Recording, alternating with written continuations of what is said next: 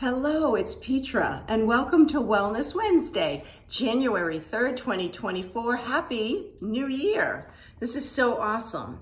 So this month, my focus is National Staying Healthy Month.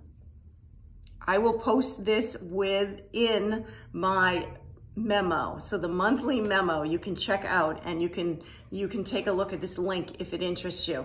Also, it'll probably be on my Facebook page as well. It's also, today is International Mind Body Wellness Day. So perfect. I'm in my studio and here we are moving our bodies and getting really healthy. I hope you had a great holiday season and you're feeling good. And if you're not, this is the time, as we know, when people are making resolutions. And if that's something that interests you, great, do it. Make your lists. Do it up. I have certain goals and things that I wish to do, but I don't force it. So I look at different health things, my nourishment, my exercise, my water, and my sleep.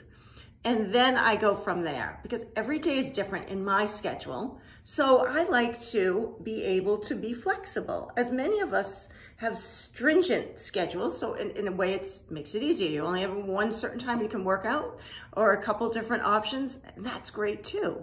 Find what works for you. If you haven't looked at that book that I mentioned last week about the one word, take a look at that or listen to the Audible and see if that helps you to set an intention with the one word. I love that, and it really works for me. It resonates, it's simple. All right, let's take a look at the astrology. We're just coming out of Mercury retrograde.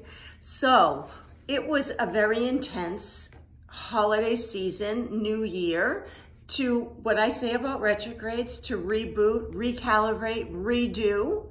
But now we're easing into not Mercury retrograde. Not that you can't gear up for the new moon next week, but this is a time to relax and settle in and find your flow.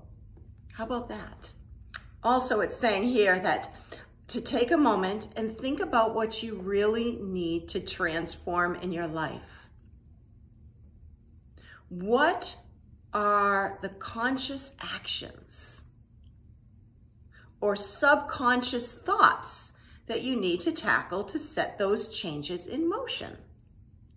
So when we start to think about that transformation for the new year, really give it a moment to ponder and see how it shapes up for your wellness. Now, as I promised, we would be talking about the Yamas and the Yamas this year a little bit. And the reason I'm doing this is because it really is yoga. A lot of people just think of yoga as the simply movement, the asana practice, and that's great, but there's so much more to it.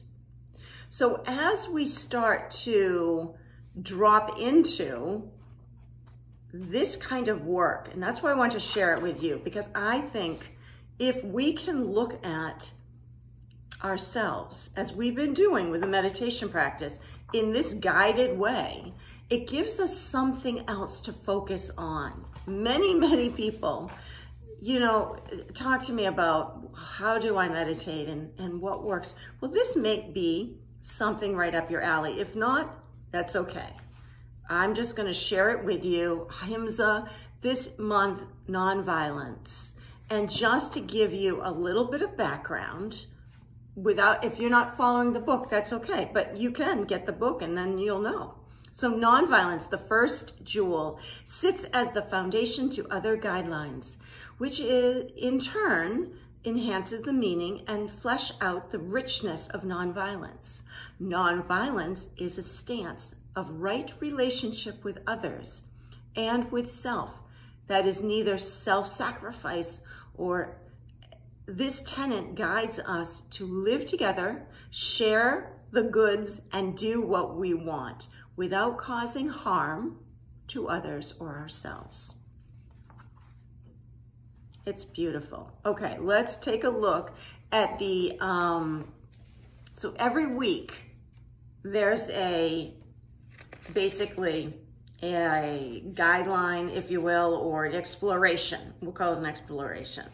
So I am going to find that for you, and something for you to ponder as we move through this month. Okay, so week 1, that's us. Week 1, practice courage by doing one thing daily that you wouldn't normally do. If you're feeling brave, make that one thing something that scares you. If you're feeling really courageous, get excited about the fact that you're scared and you're doing it anyway. See if you can discern between fear and the unfamiliar. Watch what happens to your sense of self and how your relationships with others might be different because you are curiously and cautiously, courageously stepping into the unknown territory. Ultimately, we have just one mortal duty: to reclaim large areas of peace in ourselves, more and more peace, and to reflect it towards others. And the more peace there is in us, the more peace there will be also in our troubled world. On that note, I want to share with you about our mudra this month. We're working on the second chakra. The second chakra is the sacral chakra. The meaning is inner dwelling place. The location is below the navel. The sound is vam. The color is orange. The symbol is the 6-petal lotus flower. It rules the reproductive organs, the ovaries and testes. The element is water, and the qualities are fluidity, receptivity, creativity, and pleasure. So the card that we're working with this week, or the mudra, I should say, is opening, which couldn't have been a perfect one to pick randomly. The Yoni Mudra. So there you go. Assists with inner cycles, fluidity, feminine awakening. It supports reproductive and urinary health, eases menstruation, PMS, and menopausal symptoms, directs breath to sacrum, lower back, and pelvis. Here are your instructions. Place the palms of the hands together with the fingers and thumbs pointing up. Interlock the pinky, ring, and middle fingers downward. Bring the thumbs towards the body and join the pads of the index fingers together to form a diamond shape. Rest the hands, thumbs facing upward in front of the pelvis. I open to the divine feminine within me. Take a deep breath for your little meditation and feel yourself sinking into this mudra. Soften your gaze or close your eyes. Find yourself outside on a beautiful path in nature. Feel yourself walking slowly and mindfully.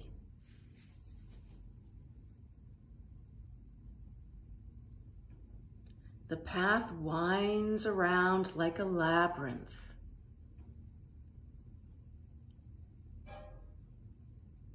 You follow the path from the outside into the center.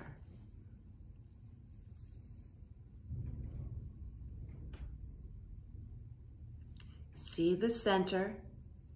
In the center, you find yourself here as the goddess.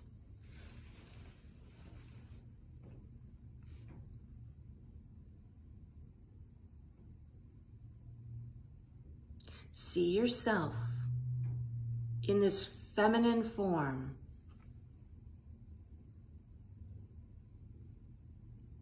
Feel yourself opening to this energy.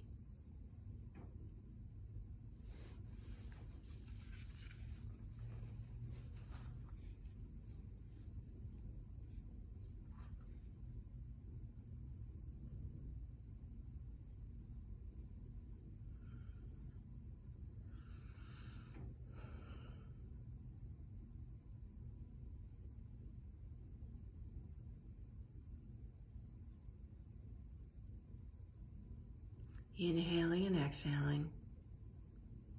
Allowing all of that energy to move through you from your root chakra through the sacral chakra as you dip in there, your solar plexus, your heart space, your throat chakra, your communication, and into the eyes and your brow chakra. And then let that energy move right out top of your head through the crown chakra.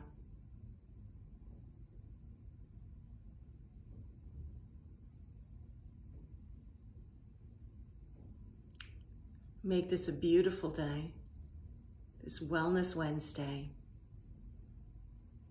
Thank you for joining me, my friends, and I'll see you next week. Be well.